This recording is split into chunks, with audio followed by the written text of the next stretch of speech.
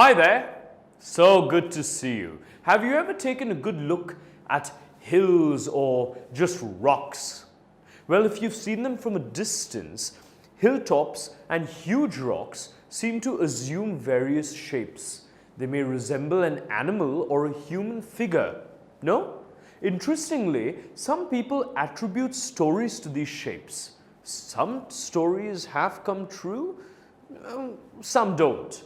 The Great Stone Face is one such story about a mountain which looked like a human face. And before I reveal more, let me introduce you to the writer himself. The writer of this is the great Nathaniel Hawthorne, who was born on the 4th of July 1804 in Massachusetts. He was an American novelist and a short story writer who was a master of the symbolic tales. He is considered as one of the greatest fiction writers in American literature. His best-known stories are The Scarlet Letter and The House of the Seven Gables. Now, getting back to the story The Great Stone Face, this story revolves around the life of Ernest and his relation with the Great Stone Face. And this is a shape on the mountain that constantly reminds him and the inhabitants of the valley of a prophecy that someone who resembles a great stone face would be born in the valley. Sounds engaging, doesn't it? So let us read the first part of the story to see what this prophecy was all about, and did it actually come true? Well, before any questions, let's begin. The Great Stone Face, Part 1 by Nathaniel Hawthorne. One afternoon, when the sun was going down, a mother and her little boy sat at the door of their cottage talking about the Great Stone Face. They had only to lift their eyes, and there it was, plain to be seen, though miles away, with the sunset brightening all its features. And what was the Great Stone Face? The Great Stone Face was a work of nature, formed on the perpendicular side of a mountain by some immense rocks, which had been thrown together so that when viewed at a proper distance, they resembled the features of a human face.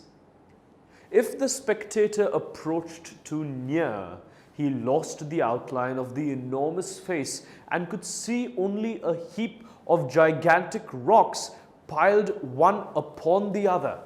But seen from a distance, the clouds clustering about it, the Great Stone Face seemed positively to be alive. It was the belief of many people that the valley owed much of its fertility to the benign face that was continually beaming over it. The mother and her little boy, as we said earlier, sat at the door of their cottage, gazing at the Great Stone Face and talking about it. The child's name was Ernest. "Mother," said he, while the great face smiled at him, "I wish that it could speak, for it looks so very kindly that its voice must indeed be pleasant. If I ever see a man with such a face, I should love him very much, if an old prophecy should come to pass," answered his mother. "We may see a man sometime with exactly such a face as that." "What prophecy do you mean, dear mother?" eagerly inquired Ernest. "Please tell me about it."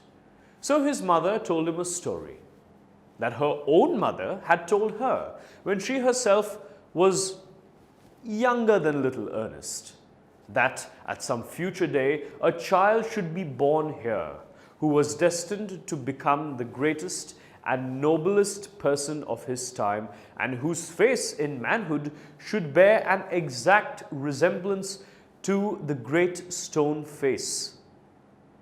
Many still had faith in this old prophecy, but others took it to be nothing but idle talk. At all events, the great man of the prophecy had not yet appeared. "Oh, mother," cried Ernest, clapping his hands above his head, I do hope that I shall live to see him."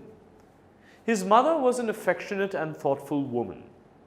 It was proper, she thought, not to discourage the fanciful hopes of her little boy, so she said to him, "Perhaps you may." Let us try and understand what this part of the story was about.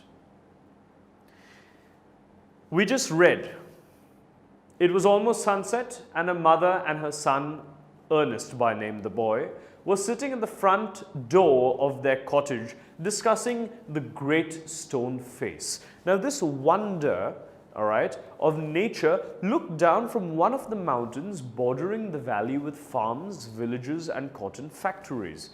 It was a massive rock formation with a forehead more than 100 feet high. When viewed closely, one could see that it was made of gigantic rocks, and when viewed from afar, it became the face of a great god. Yet it had a noble, kindly face, suggesting that it has love and affection for the valley and its inhabitants. In fact, some people attributed the prosperity of the valley, like its fertility, to the presence of the great stone face. Now, an innocent child like Ernest expressed his wish for the great stone face to speak, and Ernest found it very kind and thought that, maybe if this mountain could speak, its voice would be pleasant. He also expressed that if he saw such a man, he would just love him instantly. Just then, his mother said that according to an old prophecy, they would actually see a man with the exact same face as the great stone face. Like all children are on hearing an interesting story, a sense of curiosity rose in this little boy Ernest, and he wanted to know what this prophecy his mother was talking about. When he expressed his curiosity, his mother told him what her mother had told her when she was a kid. This old story was told by the Indians who once inhabited the valley, and they heard it from their ancestors. The prophecy speaks that one day a child would be born in the valley and will become the greatest and the noblest person of his time, and his face will be exactly like that great stone face. His mother also added that for some people of the valley no longer believed in the prophecy because, well, they've never seen the person bearing any resemblance to that of the natural wonder, nor had they heard of anyone from the valley with superior greatness and nobility.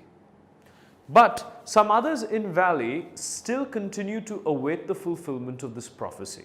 On hearing this, Ernest told his mother that he hoped to live and see the great person.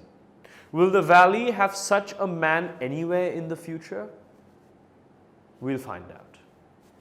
Trust me, we will.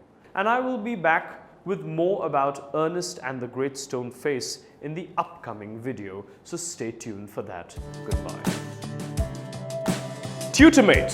For more amazing video lectures, download the free app on the Apple App Store or the Google Play Store.